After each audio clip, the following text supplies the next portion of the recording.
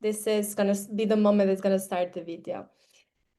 Hello, everyone. Thank you very much for joining us in the first session of the Girls Human Rights Hub Scholars Program. It's one of our of our new projects that we're doing this summer. So we have introduced 3 programs. The first one is this, and we have another one advocacy program. And then we have 5 days of Girls Human Rights Hub virtual work experience that we're doing in August.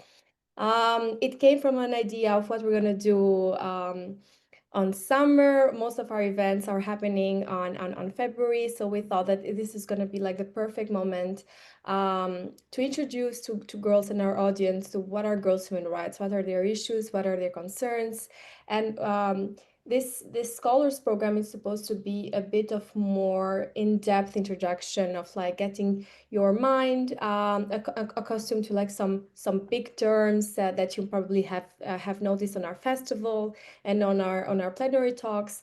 So I think it's going to be a very interesting session. Please do it whenever you feel right. Ask the questions, and we have a session after the presentation, Dr. Inga, on the end. And that said, it's well, it's very perfect and very setting that we are here joined by Dr. Inga Winkler, and well, first of all, an amazing human being, very positive. So that also works and says a lot about the people who usually work in human rights. So thank you very much for joining us today, Dr. Inga. So Dr. Inga Winkler is an associate professor in human rights at Wageningen University, and she has a research focus on public health and gender justice. Her research is focused on menstruation, spans the like questions of lived experiences, social mobilization, and policy making, with particular attention to addressing stigmatization and marginalization. She will discuss more about her work and in her presentation, but she has been supported through grants of the European Commission, foundations, and UN agencies, which is quite a big thing in this field. She's a co-chair of a standing seminar on menstruation society at Columbia University and the co-editor of the Palgrave Handbook of Critical Menstruation Studies. And prior to joining Wageningen University, Inga was on the faculty at the Central European University in Vienna and at Columbia University in the city of New York. Thank you very much, Inga, for joining us. I'm pretty sure that all the girls that are here are going to benefit a lot from your insights and your expertise. Thank you. The floor is yours.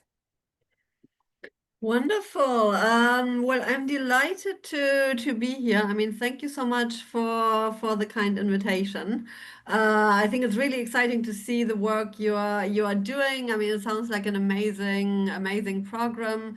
And I'm particularly excited from what I understand that some of you who are joining are quite young. At least from my perspective, you probably don't feel that way. So I think this is a fantastic opportunity. Yeah, so what I would like to do is to take you a little bit through my work related to menstruation and human rights, and in a way, I suppose. When you look at some of the broader issues, I mean, this seems probably a bit more narrow, but I think it's an opportunity to jump right in. And I mean, the way that I want to present it is really to also, I mean, link some of these very specific issues around menstrual health, around menstrual justice, to broader issues in human rights and gender justice. So that's the entire idea. So my sense is, I mean, I would love to kind of have a sense of who I'm actually speaking to, but I'm not sure whether there's a chance now. But could you give me a bit of background of who's joining? I mean, where people are coming from? Is this mostly UK based, or just to have a general sense, Ivana? That would be Yes. super helpful. So we have around 35 that are registered on our program that will get a chance to view this the video. We have around 20 right now who are joined the talk. Most of them are from the UK, but then we have also a lot that are coming from other countries like Kenya, I see they were from Nairobi as well, and I would say that from the US as well. So these are like mostly people that are joining from our mini hubs across the world. So I think it's quite mixed. Fantastic. Fantastic. No, that helps a lot to have a sense. But they're young girls, so I would say the maximum or the medium age would be around 14 to 24. So that's the across the age. Fantastic. Fantastic. So maybe let me share my slides. Um,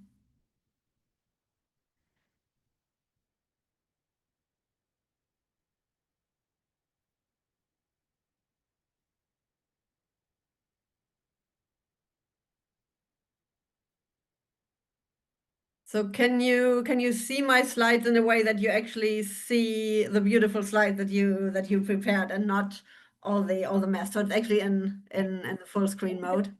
Yes. Wonderful. Wonderful. So yeah, super excited to be here. And I very much welcome the opportunity to engage with you. So I mean, I think the part that I'm really looking forward to is your questions. And I mean, maybe let me start by apologizing for the delay. I think whenever we actually need the technology to work, then it doesn't work. So we're starting with a bit of a delay.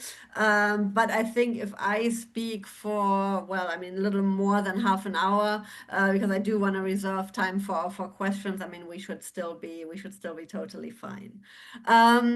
Yeah, so I slightly changed the title because what I really want to focus on is menstrual justice, but it's very much this idea of breaking barriers, this idea of what role menstruation plays, what role menstrual justice plays in the context of equality and education, but also equality, gender justice more broadly, and how menstruation really links to human rights. So what I would love to do for the next half hour or so is talk a little bit about my current work, which really links menstruation to mobilization among social movements, to all the work that's going on in civil society, and then to have a look at how that links to human rights, more broadly speaking, and how all these movements and groups and civil society organizations across the world, how they relate to human rights. And basically, I mean, what I want to start with is two lines of critiques when I look at the current state of play, where I feel like that human rights are often instrumentalized, that human rights are presented in a very reductionist way. So start with that, and then basically, I mean, the last part is more of an invitation also for what I hope is some of the work that you are doing, to look at menstrual justice more broadly, and to look at, well, what if we understand menstrual justice comprehensively, what does it have to do with human rights, and how can human rights actually inform these processes of mobilization. So that's the general idea. Well, and to get us started, I compiled very briefly, I mean, some of the headlines, some of the activities, some of the films, period emojis, lots of the activism that has been going on in the last couple of years, maybe the last last decade. And when I look back, basically, when I started working on menstruation, which was around 2012-ish, 2013, it was very, very lonely in this space, and it felt very much as something that a couple of us, I mean, I certainly wasn't the only one, that a couple of us were really excited about, but where I also got a lot of weird looks and a lot of questions whether the work I'm doing is actually relevant, whether there's a need for it, whether menstruation isn't a little too niche, a little too insignificant, but also, I mean, sometimes more deliberate pushback in terms of, well, isn't this something that should stay private, that should stay very much in the private sphere, that is something that we shouldn't really talk about. So those were really the early days. And probably, I mean, as you have also so noticed, I would argue, I mean, that has really changed in the last decade or so, and there's amazing mobilization going on. I mean, what you can still see here is lots of protests against taxes on menstrual products. You also see Rupi Kaur's work. I mean, that caused a huge stir on Instagram when she posted those images of basically her bleeding through and actually showing this tiny spot of menstrual blood, which was then supposed to be against community rules. You also see on the other side, I mean, some of the menstrual art that many artists have been engaging with. So I think there's this whole universe, this whole ecosystem of menstrual activists. And what I think is exciting about it is that it's truly a transnational movement. So I think for those of you living in the UK, you've probably been following, I mean, many of the discussions around menstrual education, around periods products being made available to people who need them. I mean, you might have followed the discussions and the actual adoption and then implementation of the law in Scotland that makes menstrual products or that is supposed to make menstrual products available to everyone who needs them. For those of you in other parts of the world, I mean, from what I have seen, there's amazing work going on in Eastern Africa. There's amazing work going on in South Asia. I work a lot with colleagues in India. So I think it's this truly transnational movement where I think some of the early hubs we could probably say are in Eastern and Southern Africa and in South Asia. But now, I mean, more recently, I've been doing a lot of work with colleagues and movements in Brazil, for instance, and other parts of Latin America, and there's a lot happening there. And I think that yeah, calls for thinking about, well, what does this actually mean in terms of human rights? What does this mean for mobilization? Also, what does this mean for how we work together in a transnational context? How can we learn from each other? And that is what I think makes the space so interesting. Um, so yeah, what does menstruation have to do with human rights? And how are human rights actually relevant? I mean, which human rights are relevant? And I think that we have a whole host of human rights. I mean, maybe, I mean, also the most obvious one, I mean, that we've been starting with also for this talk is the human right to education. There's been a lot of discussion about how menstruation is linked to the right to education. There's been a lot of discussion about in particular young girls not being able to go to school on the days that they menstruate.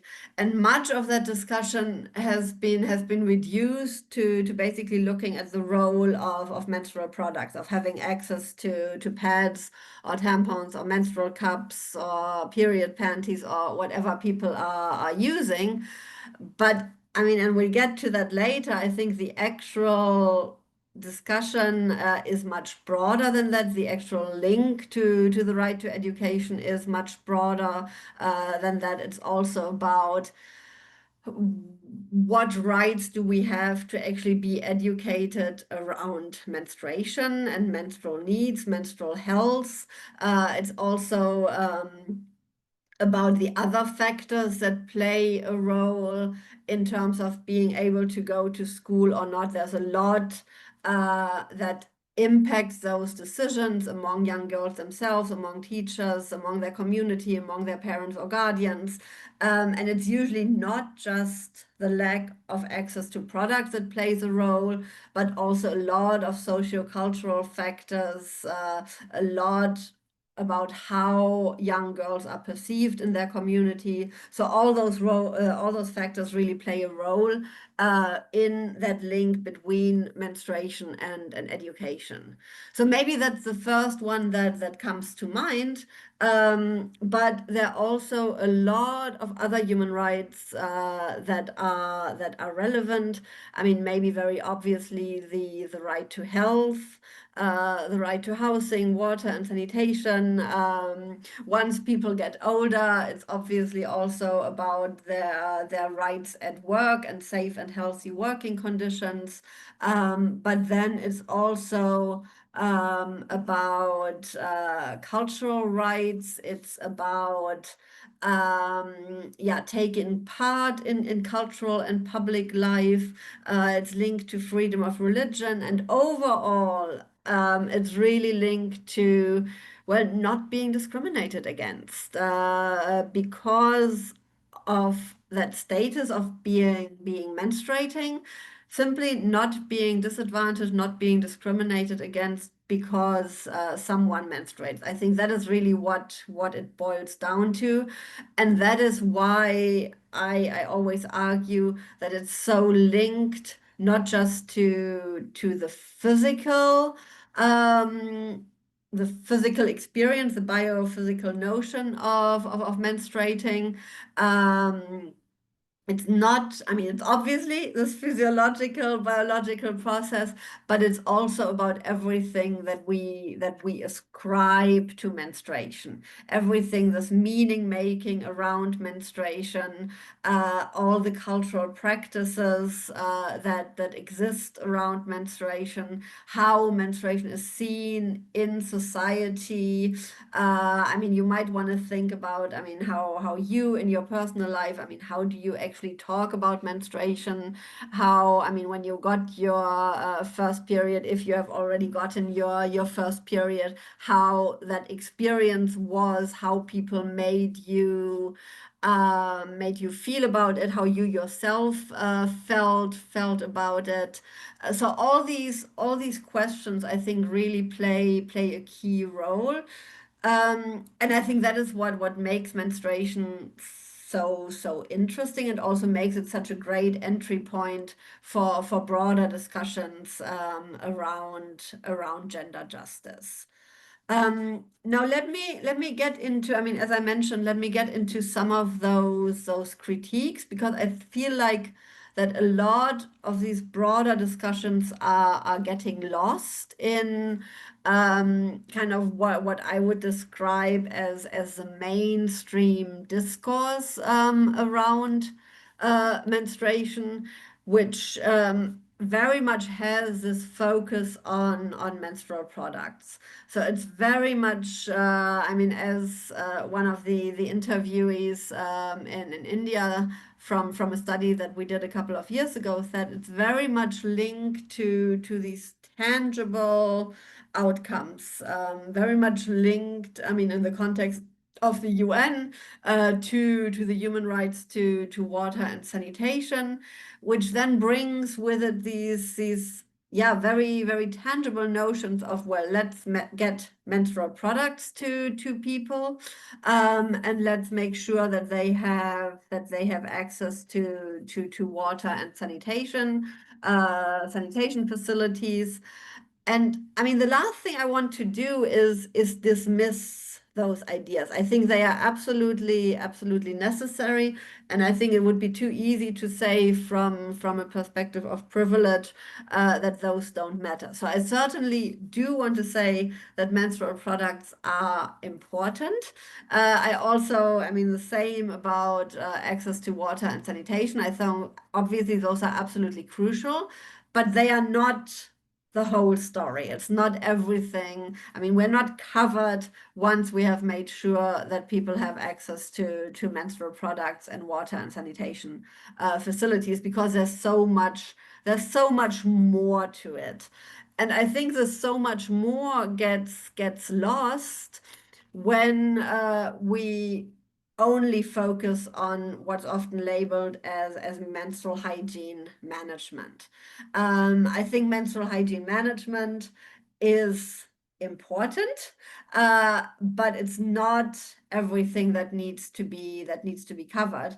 And I think the problem sometimes is that we are associating menstrual hygiene management with putting that responsibility on girls, on women, on people who menstruate, and that we then basically tell them, well, and if you don't do this properly, if you actually show signs of menstruating, then you are not doing it right. So it's this putting the responsibility entirely on often on young girls, but pretty much on anyone to menstruate, to uphold, I mean, as it says in this UN resolution, to uphold this UN report, I mean, to uphold their privacy and dignity.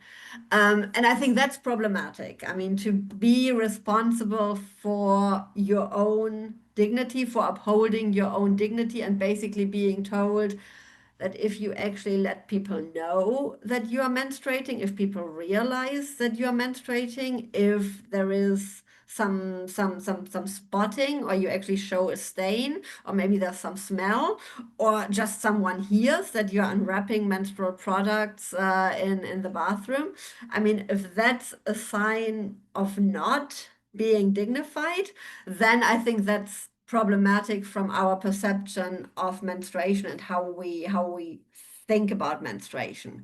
So I absolutely agree that these are important aspects, but we should be very careful how we present them, and that I think has important implications for the language we use.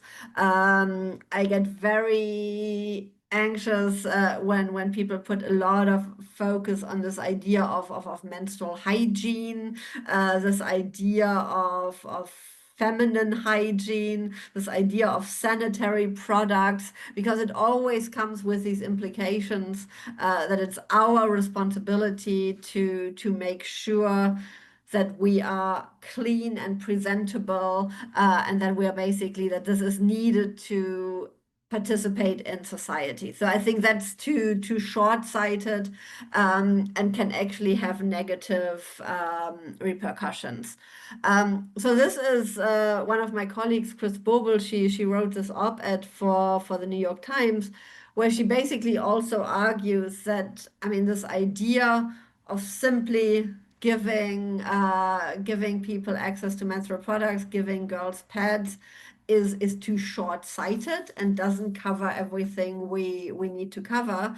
And I mean, she describes how this is so often happening in the United States in particular, where there's this common practice of kind of basically, I mean, when you're wearing long sleeves, when you go to the bathroom, you hide your pad in your sleeve or your tampon, and so it's this, all these little measures, and I would invite you to reflect on the little measures that you take in your personal life, to basically, I mean, always hide that we're menstruating, and this is the opposite of what should happen. Basically, I mean, we would want, I mean, menarche, the first menstruation, it should be an opportunity to really think about what's happening in our bodies, how, what do we know about them, really have menstrual literacy to understand not just menstruation as such, but understand the entire cycle, see menstruation as this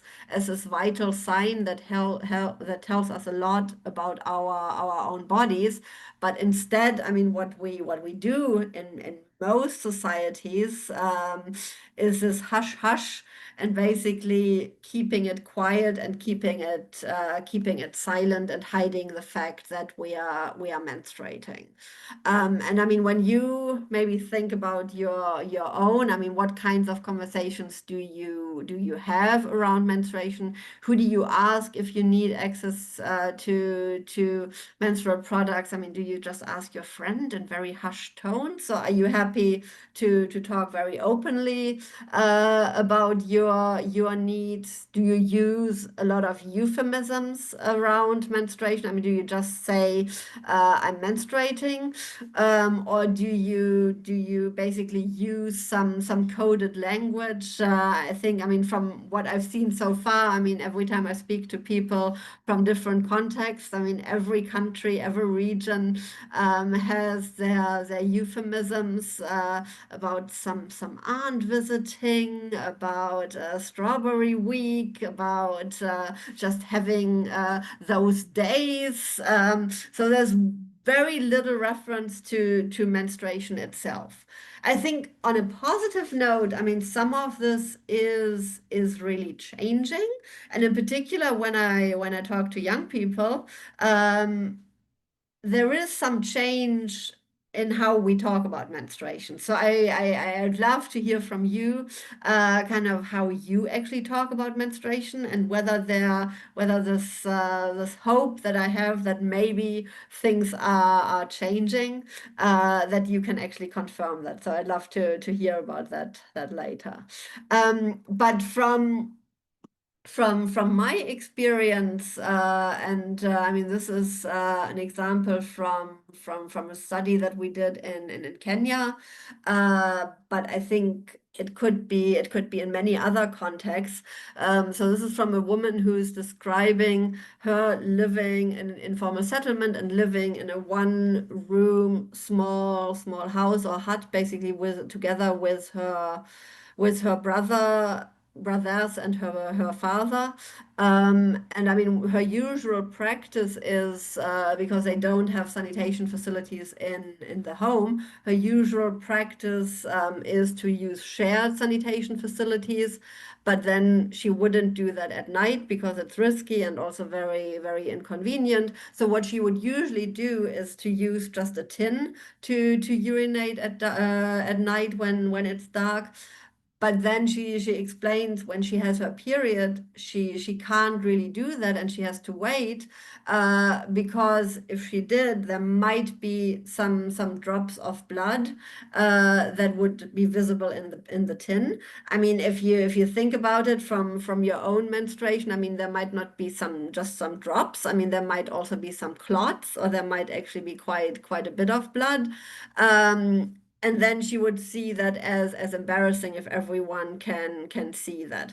So there is this interesting, I mean, it's this interesting notion where urination as such, that's something that everyone does, and I'm not saying that this is a practice that aligns with human rights, but she would be fine with urinating into the tin, but showing some signs of blood is then considered embarrassing. And I think those are all these little signs of how we have internalized stigma, because stigma and menstrual stigma is so present in society.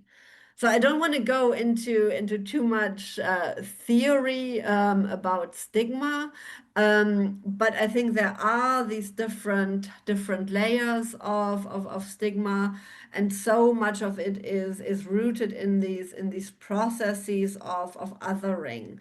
That people who menstruate are always perceived as the other. We don't live up to that male norm, the norm of the male body, the body that doesn't menstruate. And that is then why, I mean, so often people who menstruate are assigned all these negative qualities of, I mean, if you think about maybe at work or even at school, I'm not sure what your experiences are, but being labeled as too emotional, as maybe slightly hysterical, as not to be trusted, as that people are unsure whether you can actually do the job. All this kind of not being, yeah, being different, being other. I think that's a huge part of the stigma. And then in turn, we as people who do menstruate, we've internalized the stigma, and that has huge psychological consequences. And I mean, if you think about this situation that I just described with urinating in the tin, it's this chronic stressor, this constant thing that we think about, where so many of us have adopted all these little coping mechanisms for basically not showing that we are menstruating, not participating in certain activities. That is always there. So I mean, many people have told me that they wouldn't take the risk of wearing anything white when they menstruate, because if there is some stain, I mean, dark clothes are much more likely to hide that. Many people would say that they don't participate in certain activities, that they don't go swimming on the days they menstruate. So it's all these little things that amount to chronic stressors. And ultimately, that really has structural implications and reduces power and opportunity. So stigma is not just something that's in the social sphere and that influences us as ourselves, but ultimately it's really thinking about, well, how does this reduce power and opportunities, for instance, in the context of education. Um, some of the work that we have done in response is to think about menstrual health more comprehensively. So not just this idea that we need access to menstrual products, that we need access to facilities. Those are really important parts. But then there's more to it. There's also thinking about this whole component of stigma and how that influences how we menstruate, how we feel about ourselves on the days that we menstruate. And then there's also this whole component of being able to take part in any social cultural activities. There's obviously also the part that is about menstrual education. So a prerequisite for menstrual health is really knowing what's going on in your bodies and understanding why we are menstruating, how this process starts, what it means, but also understanding the bigger social cultural context of it. So to really enable young people to make sense of what's happening, and that's not just the physiological part, but that's also about understanding all the reactions in society that come at that point and that happen to people once they start menstruating. So why is it that sometimes we are then perceived as different? Why would some people say that as soon as you start menstruating, you've grown up and you are now a woman? So all these questions, I mean, only make sense if we talk about it in a broader societal context, and all that really matters for menstrual health. Um, so to make this slightly more complex and to put it in a transnational context, I want to talk a bit more about the socio-cultural meaning making. So I think from a mental health perspective, part of it is really about deciding for yourself how you want to deal with menstruation. And I mean, that's about, I mean, what kind of products you want to use, but also deciding for yourself what type of activities you want to engage in. And many people around the world speak about all these expectations and all these restrictions that come with menstruation, so that you're not supposed to do certain things, that you're not supposed to go swimming, that you're not supposed to take part in certain cultural or religious activities, that you're not supposed to go to the temple, that you're not supposed to be cooking, that you're not supposed to sleep where others are sleeping. So depending on the social cultural context, menstruation can come with all these restrictions. And I think a huge part of we're putting menstruation in the context of menstrual justice and gender justice is really to interrogate these practices and to basically, I mean, to say, well, it should be the decision of the person who menstruates themselves whether they want to take part in certain activities or not. So if I menstruate, I mean, it should be completely up to me. If I want to be in the office and I feel absolutely up to it, or if I rather want to take some time off and basically be on the couch with a hot water bottle and just take that time off. And do I feel like I want to be out with friends or not? And do I want to go and take part in religious activities or not? It's really about making these autonomous decisions about your body and how you want to deal with menstruation. I think that's a key part of menstrual health, and obviously that very much links to human rights around bodily autonomy and all these bigger questions. Now, making this more complicated, when you look at it from a transnational perspective, there is this tendency in the media in the US, in the UK, and in other parts of the global north to basically label everything that's going on in the global south as bizarre and backward, and this whole host of other terms that we found in some of the work we do. And to be very clear, I don't want to condone certain practices that really harm girls, that really harm women, that are very much restricting their human rights. What I do want to say is that it should be everyone's choice, that people need to make their own choices about how they want to engage in certain practices or not, and that not everything is bizarre and silly and weird, but that there might be some very good reasons for not wanting to engage in certain activities. So if someone decides to take some time off and to take it more slowly on the days that they menstruate, that should be absolutely their choice. And I think what the media does, so this is from the UK media, there is this risk that when we do this transnational work, that we create this contrast between kind of on the one hand the West, the global North, and on the one hand, I mean, the way they lump this together here, the whole continent of Africa and India, it's basically labeled as kind of these bizarre myths that we have thankfully moved on from in the North, but that are still present and are negatively impacting the lives of women and girls in the global South.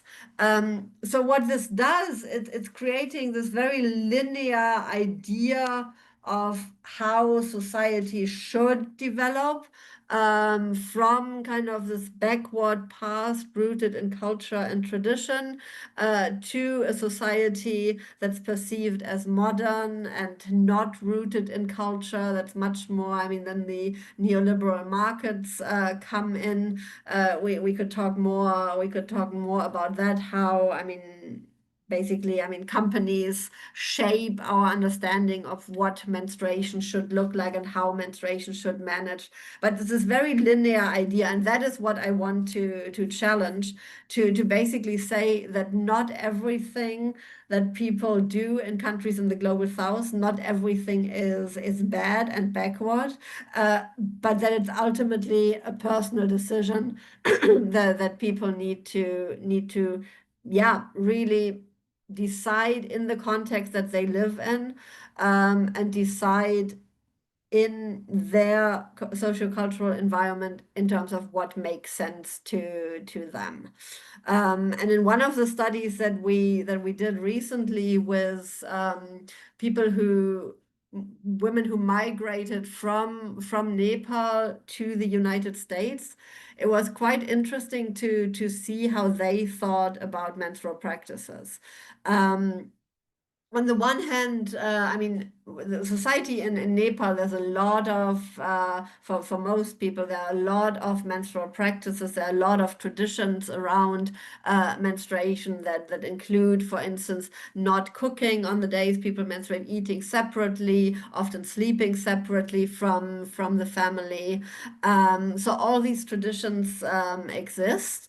And it was really interesting to see how relatively young women who we interviewed in the US, how they thought about those practices. And there was a whole spectrum. So, I mean, many of them said, well, as soon as I got to the US, I felt liberated. And even before, I questioned a lot of it. And basically, I completely stopped. And they described that as breaking barriers and letting go of those traditions. But there were also these women who said, "Well, this is a core part of my identity, so I don't want it to restrict my daily life. But there are certain aspects of those practices that I want to hold on to. For instance, they said that they would not go to the temple, that they would not engage in certain religious rituals, because they consider them important and they don't consider them backward and bizarre. Or maybe they might even think that they don't make sense, but they are still a core part of their religion, of their religious values, of what they think is important in their community. And it's very much a part of their identity, and they do want to hold on to it. And I think that's the point I'm trying to make, that to think about agency, to think about autonomy is really about enabling everyone to make those choices rather than to dictate and to label something as bizarre that should be done with. And I mean, very quickly to put this in the broader context of human rights, I think there have been long-standing critiques of human rights, that human rights are much too much rooted in the West, too rooted in this understanding of basically explaining that this is the right way of doing things, that human rights are too often associated with kind of the big fancy institutions, and that we need to move to an understanding of human rights that's much more rooted, I would say, in social movements, much more in what people are actually demanding. That also reflects, I mean, the notion of human rights, the way it's been developed in many countries in the global south, and it's much more rooted in what people actually want, and the entire complexity and nuance of that, and going back to all the rights that I mentioned at the beginning, to also try and make sense of, well, I mean, what do cultural rights, what does religion mean in this context? How does that link to health, to education, and how do all these rights come together? So to link this back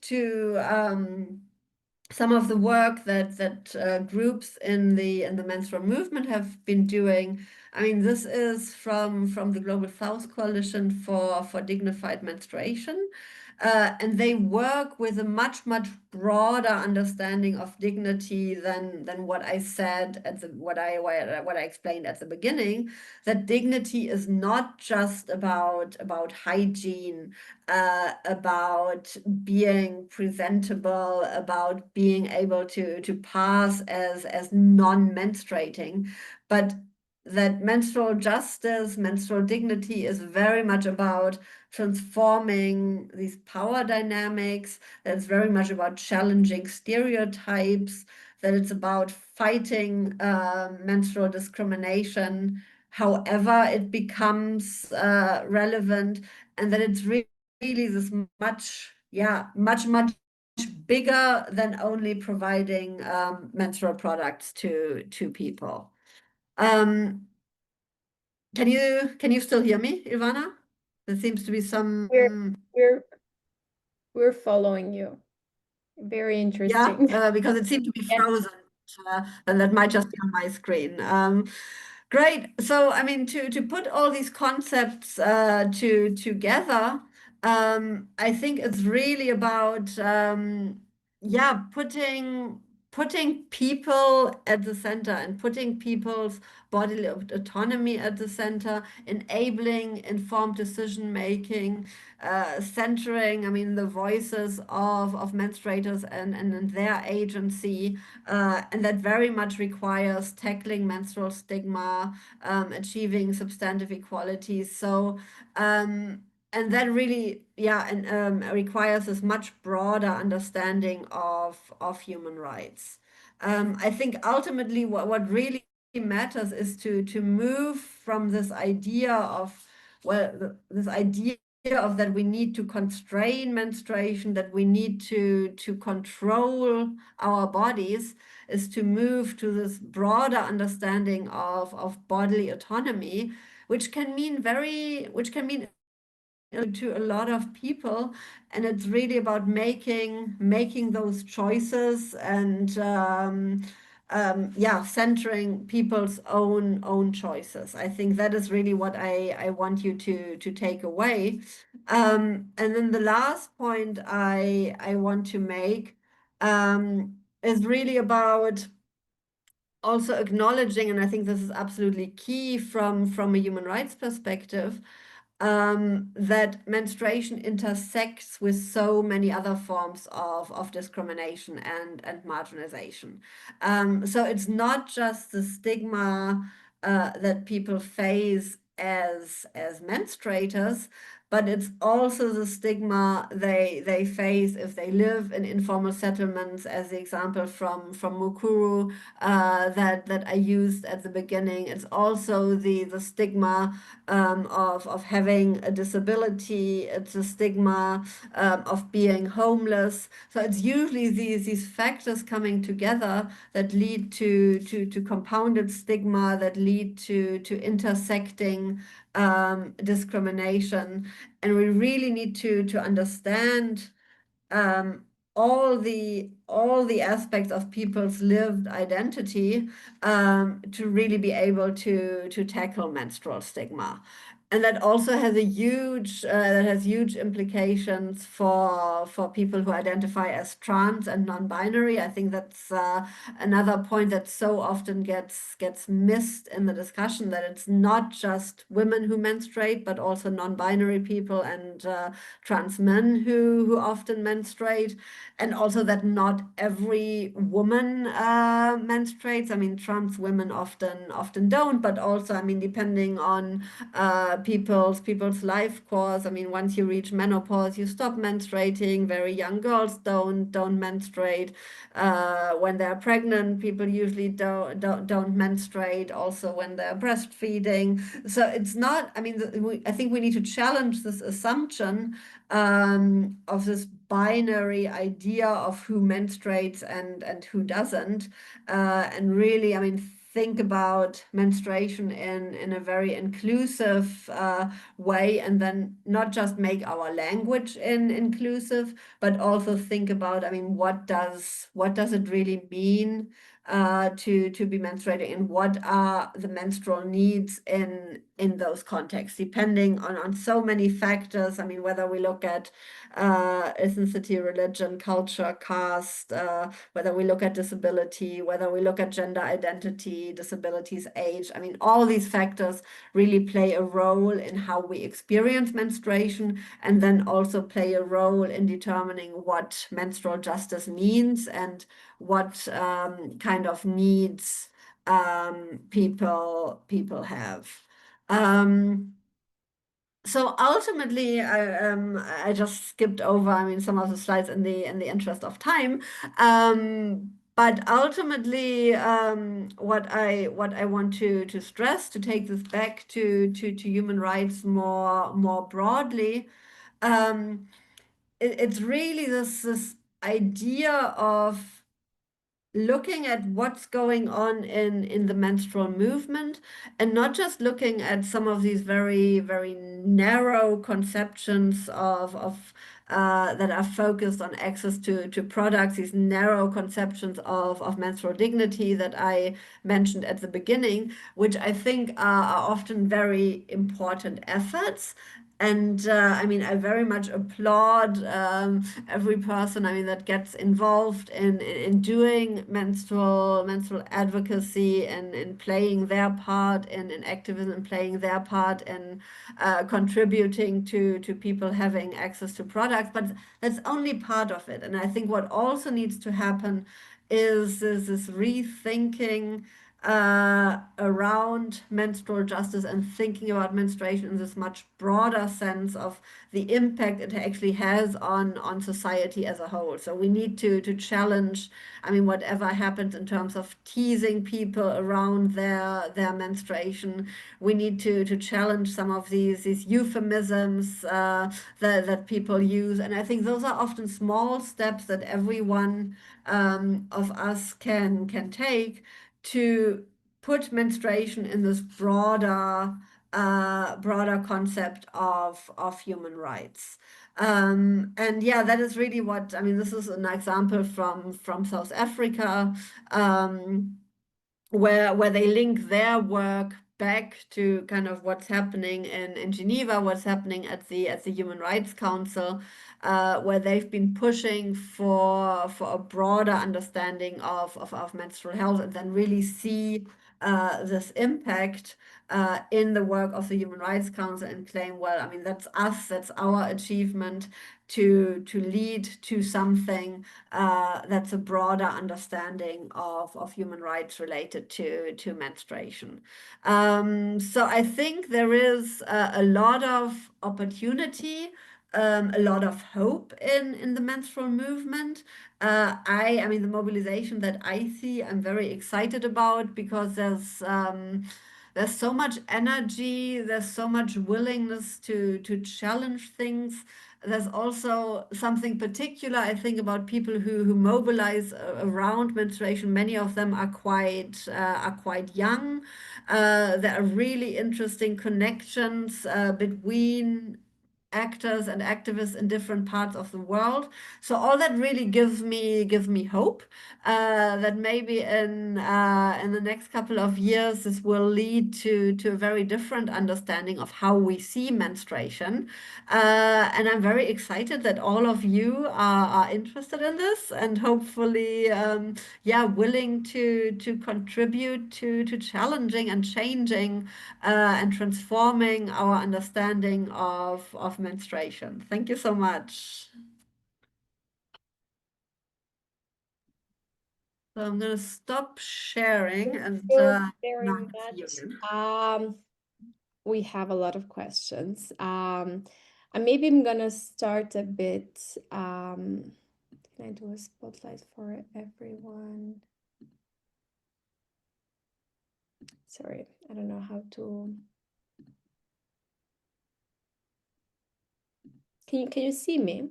Yes, I can see you. I can also see the questions. Well, and you tell me where you want to start. Perfect. Um, well, I'm gonna maybe start with Sarah, but I thought to share first on well, thank you first of all. Such an amazing treatment of the topic. Victoria Inga, I'm from Albania, and it's a place that it still continues to have a very touchy attitude towards menstruation. Now, I am 27, so I was raised with that put your tampon on the sleeve. Don't tell your school friends that you're menstruating. Even now even now it's still a bit of a taboo to to announce it. And Mhm. even though that I don't know now that in work settings they do discuss that as a woman you might take a 1 day leave. I do feel that when it's done, it's usually done in like a mocking way that you need a 1 day, but it's never in like Mhm. it is something that we need to discuss. And as an organization, when we decide to have our core themes, menstrual equity was definitely one of our go-to topics that we thought every girl around the world Mhm. is impacted, no matter in countries in developing countries and developed countries. All of them have gone to a certain time that they had this type of issues. So even for girls who are now in the UK and have definitely a more um, better experience because in their schools they have their tampons, like they have been an ongoing movement and activism going right now. But I do feel like putting your ears and eyes to understand what's happening around the world is also so important, to also raise your voice for others. So I do think it set the tone of such an important topic, and for our summer program, and I hope that everyone did have an amazing experience and insights, and like had their brain tingled a bit of what was said. Now we have a lot of top questions. I think we do take one by one, and I do think maybe in the last 10 minutes we can all go in like I'm gonna see if that can happen, and we can give. I think you can speak to the attendees, and if anyone wants to share their own experience, I think it would be very good. But let's start with one from Sarah, and you can choose one of the questions and then take the others as well. Okay. Oh, wow. Sarah, you have a lot of questions. I mean, first of all, Ivana, thank you so much for also sharing your experience and yeah, and I think I mean I can really relate to that, and so I think that is what makes it so interesting, kind of. I mean, to what extent yeah, do we reflect on kind of maybe what we took for granted, kind of when you were growing up, and then I mean, what do you think our role is in starting to challenge that? And reflect on it, and maybe I mean just challenge it at a very personal level. And I mean if that's asking I mean some of our I mean older people in the community, kind of how they have experienced that change. But I mean just asking, I mean, why do you think it's necessary to hide menstrual products, I mean on the way I mean on the few steps to the bathroom, and things like that. And I think, I mean, the more we start thinking about it, the less it makes sense. And I think that is how change happens, right? But looking at da, da, da, da, da, um, I mean, maybe let me try to kind of bring these together in terms of, I mean, Sarah, you ask about CEDAW, you ask about international human rights mechanisms, international treaties.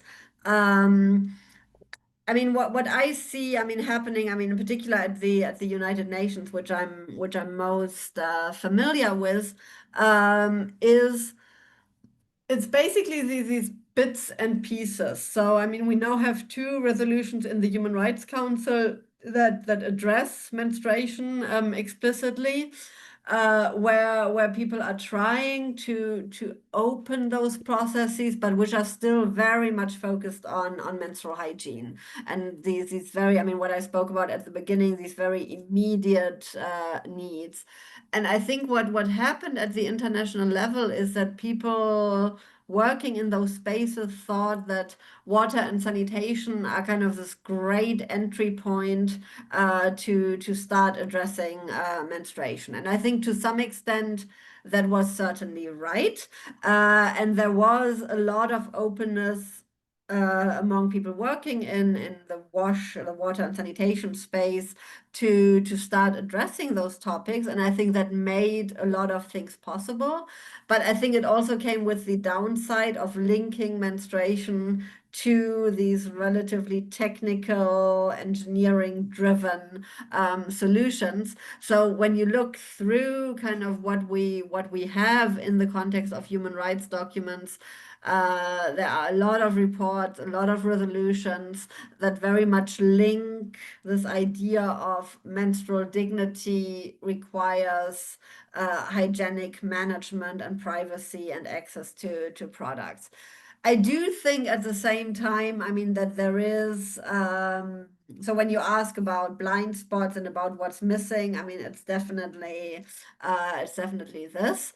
I do think there is an opportunity to also use, I mean, some of the treaty bodies like CEDAW to use some of the UN special rapporteurs that work on issues beyond WASH to become more involved, more outspoken, and to some extent that is certainly happening.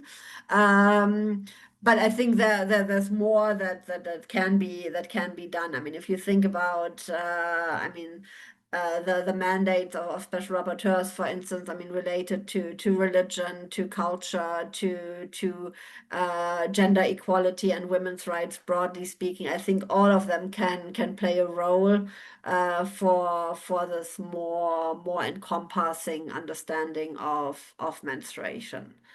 Um, in terms of kind of looking at blind spots, I mean, in menstrual equity or menstrual justice programs, I think there are a lot.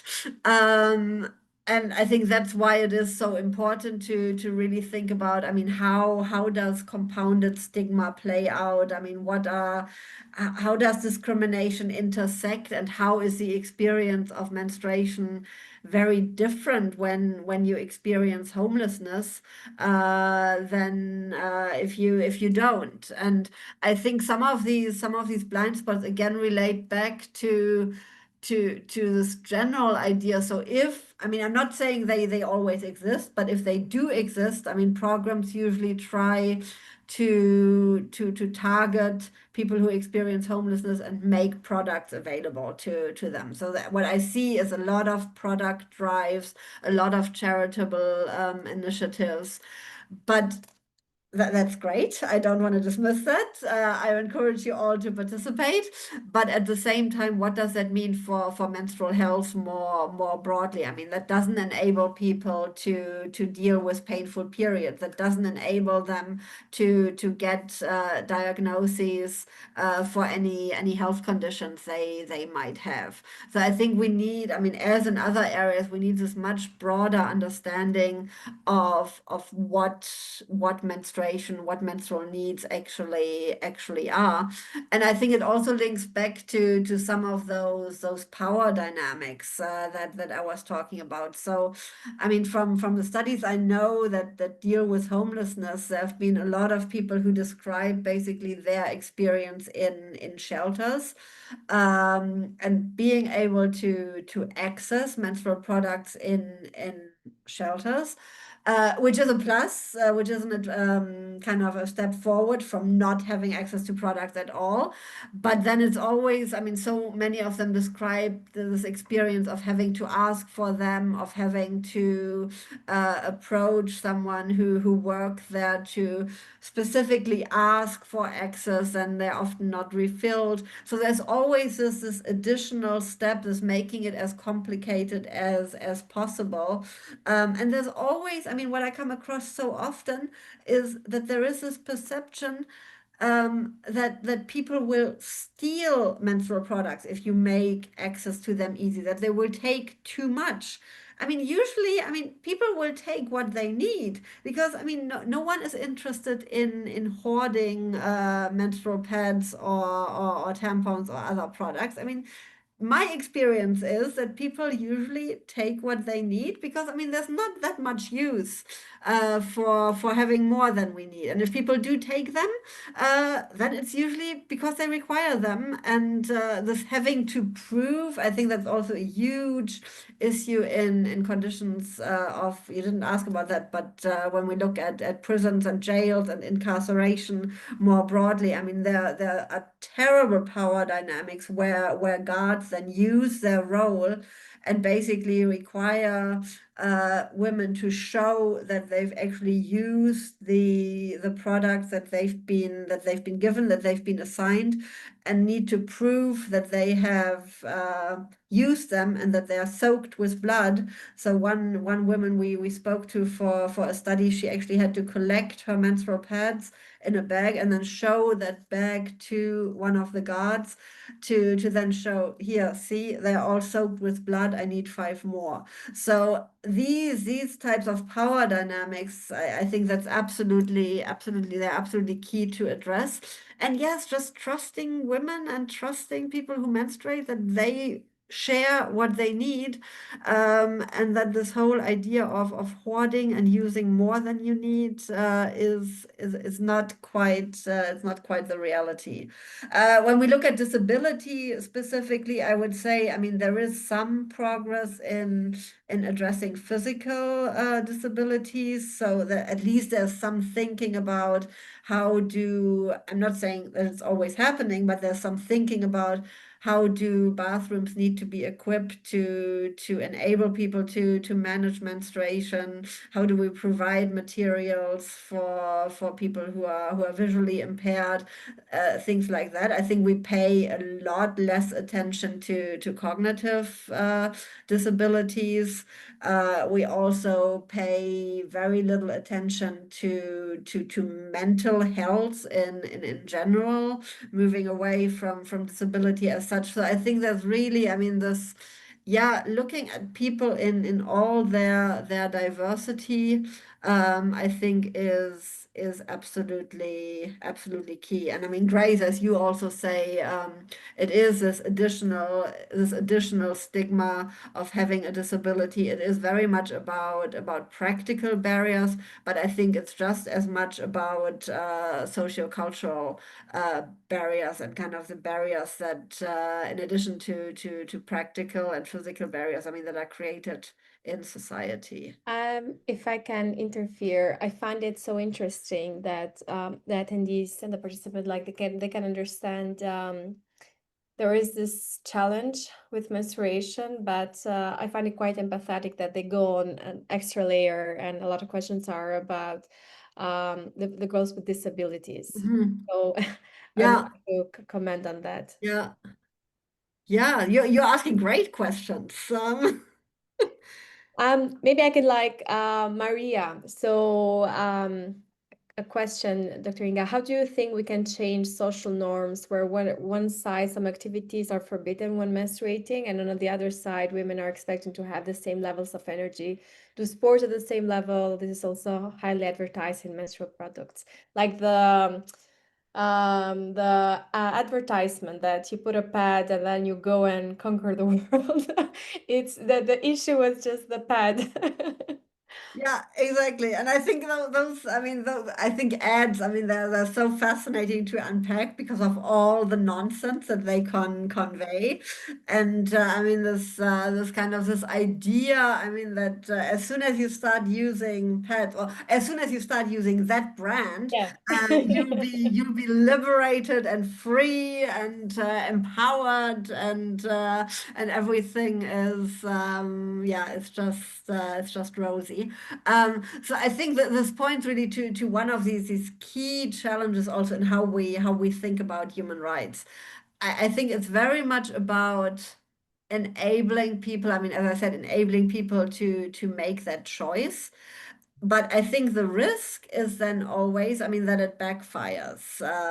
Because, I mean, if people want to take a day off, or if they don't want to participate in sports, or if they just don't have the energy, I mean, then society immediately gets into this, well, yeah, I told you so. Women just can't do it. I mean, there's this easy labeling. I mean, as soon as you get into any accommodations, any special measures, any protective measures that women might or people who menstruate might require, then there's this huge risk in society that such measures might backfire, because then we're immediately told, yeah, see, you just can't. And I think that is why feminist movement the feminist movement in general has for so long been very hesitant to really acknowledge that there are biological, that there are bodily differences, and that makes it so challenging. But I think in the end we need both. I mean, we need to be able to make those choices. And at the same time, we obviously need to bring about change in society to really challenge this idea that male norms are the norms at the workplace, for instance. And I mean, obviously that carries, I mean, that relates to menstruation, but then carries also through to so many other aspects. And I think until we get to that point, there is this risk of certain measures really backfiring or being perceived as too simple. So to frame this more positively, I think what we really need is kind of this multi-dimensional framework for challenging menstrual stigma, for challenging many of these stereotypes, and for doing it at different level. I think what's so important is to not put everything on the people who menstruate, but to also make sure that I mean, leaders in institutions who are often still men, that they are aware that, I mean, maybe women who are in a position of power, that they kind of set an example, that there is policy change. I mean, if you have someone who's leading the organization and they show, I mean, that they think it's nonsense and that they walk around the office openly with their menstrual products. I mean, if teachers do that in school settings, then it makes it a lot easier for younger people to follow. If there's a very clear policy that says, yes, you have the right to take that time off, uh, and maybe also link that to other aspects. I mean, where there's time you can take off for care responsibilities, where it's clear that men can also take time off if they need to take care of their children. So I think embedding it in broader measures towards gender justice is absolutely key. And then we go to like a very good question by Silmara. You mentioned at the beginning that around 2013 there was more dismissive nature towards menstrual equity, but now it's an issue and that's growing in awareness. What do you think created this shift? Whew, I think lots of issues coming together. It was quite amazing to really see. I mean, to follow because I was very much embedded in those discussions, and I think the media played a key role. I mean, doing more reporting on menstruation. Um, but I think in the end it was really, I mean, these growing activist networks in so many different parts of the world simultaneously, where people just started talking about menstruation. And then if you talk about it, then other people start talking about it too, and it becomes much more present, it becomes much more visible. And I mean, what I notice, I mean, during any of the studies I do, I mean, when I speak to older colleagues, in particular male colleagues, I mean, there's always this, oh, really? But I mean, do people actually talk to you? And no one wants to talk about that. And how do you even get people to open up?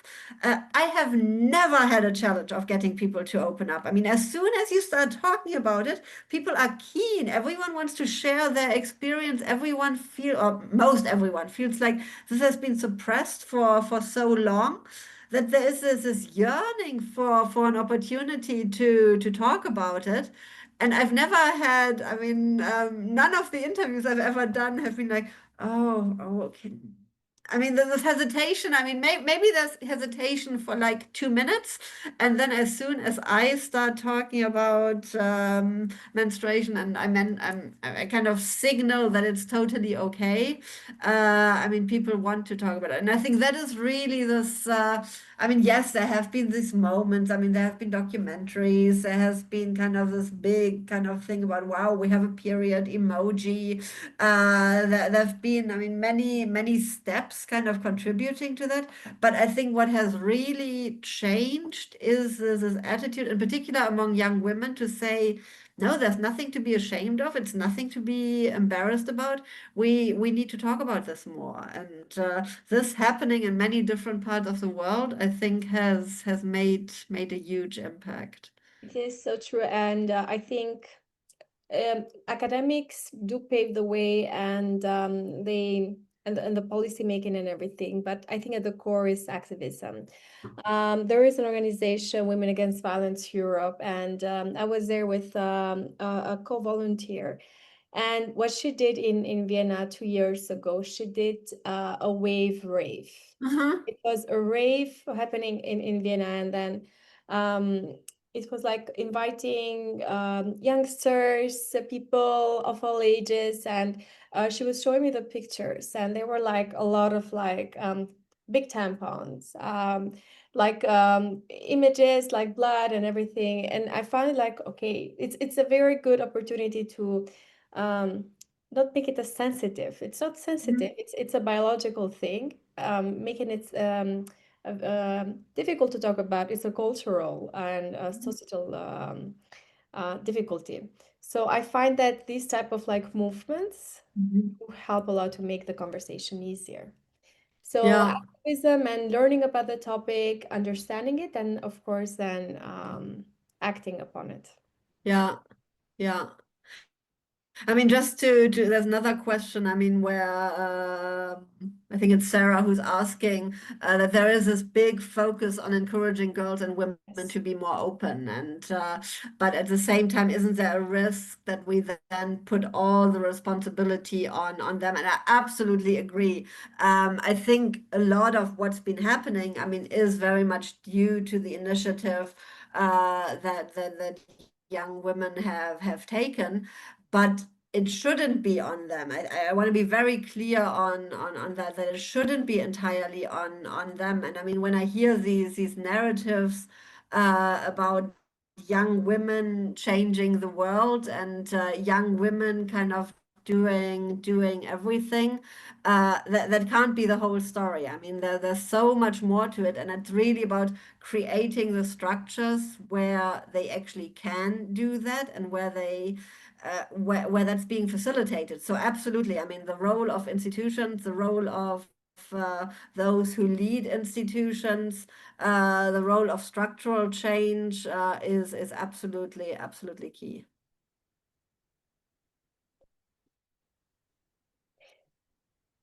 Um, and then Etty says, does the global north consider itself complete regarding menstrual equity? And do they have the right to Ha! interfere in emerging countries? Great question. I I don't think there's any country where there's no menstrual stigma, no discrimination because of menstruation. And I mean, I think there's two layers to this question. I sometimes do have the impression, I mean, as I said, that countries in the global north seem to think that we have figured things out and can tell the rest of the world how to go about it. I think that is absolutely not the case. I mean, I grew up in Germany. I mean, I was taught all the same things from all the years. I mean, I lived in the US for quite a while. Menstruation is so silenced, so stigmatized. I mean, I now live in the Netherlands, and just an example from last weekend.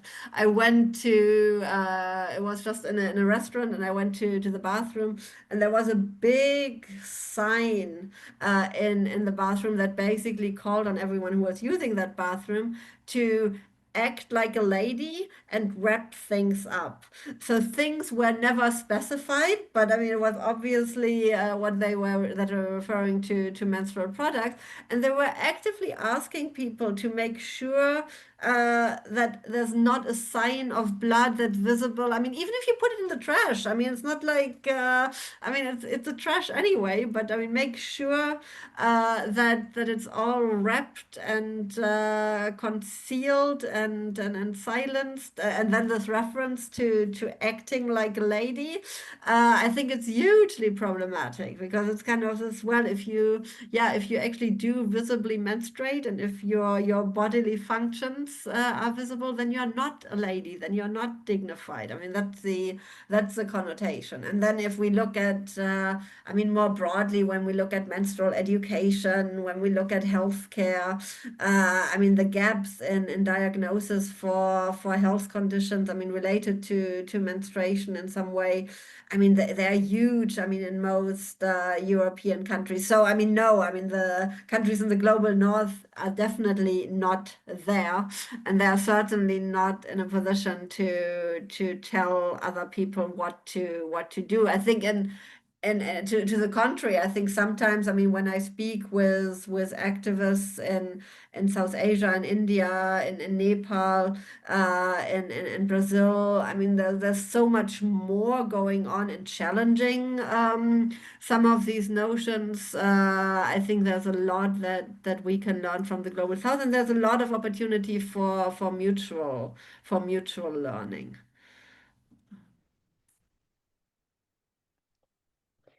All of them, I'm trying for the sake of time. Do you want to choose one of the questions or make like a wrap up? Yeah, let me just see. I haven't read all of them. I think we've probably spoken enough about human rights bodies. We've spoken about the role of young women. Yeah, I don't think there's one country that's the worst or one that's the best. I mean, there's a lot of work to do. There's lots of work to do everywhere. Um, yeah, I think this is a struggling that I think it's someone anonymous that you refer to, kind of this, how do you balance this? And I think I think that's what's at the core of it, that we really need, that we need both. I mean, we need to enable people to decide what they want, but we also need to create the structural conditions for those choices to be okay. So I think, I mean, what human rights to me are all about, they're not just individual rights. They also come with obligations, and they come with accountability. And human rights are really about creating the conditions where we can realize those rights. So I want to be very careful. I do think there is a lot that young women, that young people, that people who menstruate can do. But I certainly don't want this to be misunderstood as saying that it's all on us. I think it's very much about change at the structural level, about socio-cultural change about how we as society think about menstruation. And that then has implications, I mean, for everything uh, from policies to advertising to how menstruation is represented in the media, to really, yeah, make sure that everyone in society cares about it and everyone considers it their role to contribute to that change. And that's why I think it's so important to think about menstrual justice as gender justice, because it is this relational thing. It's not just about our individual rights, but it's about how gender is seen in society, and achieving, yeah, a society where we can actually talk about gender justice and where no one is being disadvantaged simply because they menstruate. So yeah, I mean, thank you so much for the opportunity to engage with you. The questions you asked were amazing. I wish we had more time for that. I wish I could actually see you. But I think the questions, I mean, if they inform your work going forward, I'm excited to see how you will take this on, where you demand change, and how you demand kind of older people, male people, everyone who's in power, how you will demand them to do better. I think there is hope. Thank you so much. On hope we do live. Thank you very much, Dr. Inga. It was such an insightful session. I do hope that everyone has had, well, a good 1 hour and a half learning more about girls' human rights. It's been super insightful, super interesting, and I do hope this is also the beginning of us having you with us at Girls' Human Your expertise. Well, there were a couple who were asking about your contact details. I hope you don't mind. We shared the public ones with their university email, and yes, to everyone, thank you for joining on our first session. Do let me know uh, if you would like to transition to having meetings, and then we can have a discussion going forward. We'll send an event feedback today today. Thank you very much for your time. Thank you. My pleasure. Wonderful. Thank you so much. Have a good rest of your day. Thank you very Bye. much. Thank you, everyone. So just to let you know, we are meeting for the other days as well. Please do go. I'm gonna share um, some information right now. Do go on our Girls Human Rights Hub organization page. Here you can click and then you can go to the Girls Human Rights Scholars Program here for the program page. Here you can find the agenda. We will put the videos here by the end of the program. We'll keep in count of your attendance, so please do make sure to attend at least 5 sessions to be eligible to get a certificate. Next session, we have creating safe spaces, protecting girls in public and online with Professor Philippa Webb from Oxford University. It's going to be a very interesting session. We're just confirming the time because the professor has a conflicting schedule, so we will let you know as soon as possible. We're going to share their details as well after the end of the session. If you have any comments and feedback, do let us know. I'm going to send you a form by the end of the day or by the latest tomorrow. What I would recommend is we make use of our scholars program. I'm gonna share here as well. For all the others that are not joined, I'm gonna make a check on who is not here. But this is basically our program, community space where we talk and discuss topics related to girls' human rights. I hope you had a good time and found the session interesting.